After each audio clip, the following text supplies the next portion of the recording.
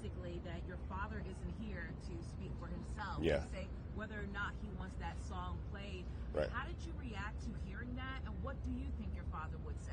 I mean, that's fine. Copyright law states that after 56 years of publication, the rights of those songs either return to the author or the heirs, which is our family.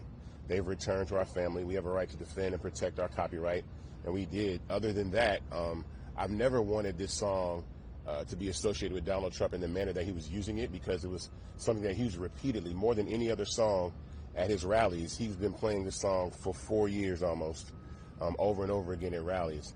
As I've said before, my sisters are behind me. My father was a father to 7 daughters. I have 7 sisters. Donald Trump has been found liable of sexual abuse. I know my father would not want that man playing his music. Man's been found liable of sexual abuse and some of the things that he says about women, especially black women and women of color, especially in this election. And so we have to take a stand that we want to separate ourselves from someone with Donald Trump's character. This is not a political issue. This is a character issue. That's been made very clear today. And I want to say something. Hold on a second. I want to say something to the brother who asked about the former president.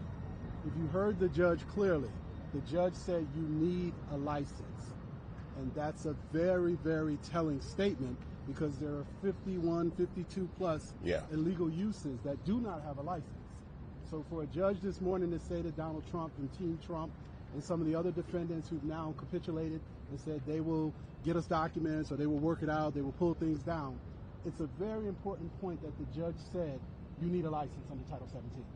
They argued fair use, they argued political speech, they argued a bunch of things. I think their theory was we're going to just throw something out there and hope something sticks up against the wall. And it's the tactic lawyers use, where you throw something out and hope something sticks with the judge to help you get a victory. This judge, who I applaud, understood intellectual property. He understood Title 17. He understood copyright law.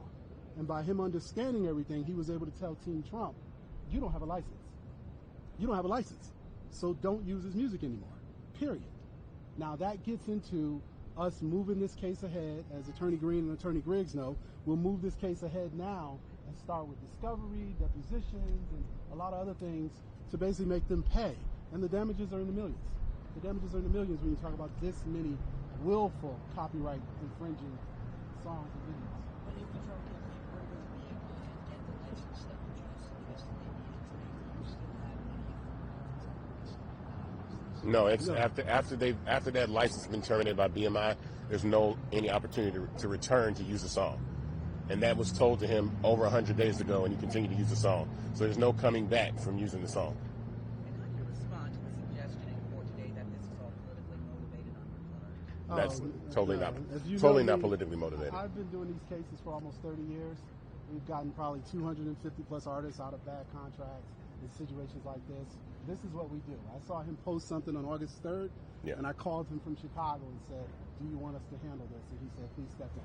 So from August 3rd to September 3rd, he has shut Donald Trump down. He and the team of lawyers, Ava, Liz Gardner sitting back here quietly, our copyright administrator, Gina Ryan, there's a whole team of people. Paul Wilson, one of my associates, some associates who couldn't be here, really did a heat of work, a whole lot of work here, large amount of work, and our Howard Law students also stepped in. So I want to make sure we recognize a body of people who worked nonstop for 30 days to get a preliminary injunction on Donald Trump. That is an unheard of order by a court. It's one of the highest and hardest things you can get a court to award you. But this man got it. In the beginning, you wanted to play a video, launch a piece of evidence. Correct.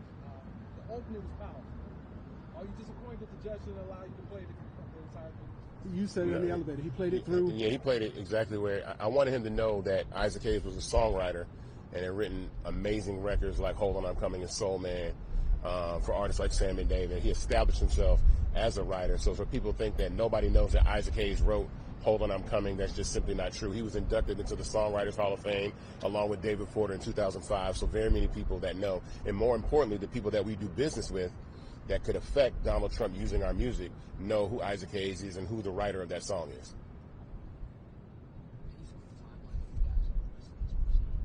Griggs, you want to take that one? Discovery.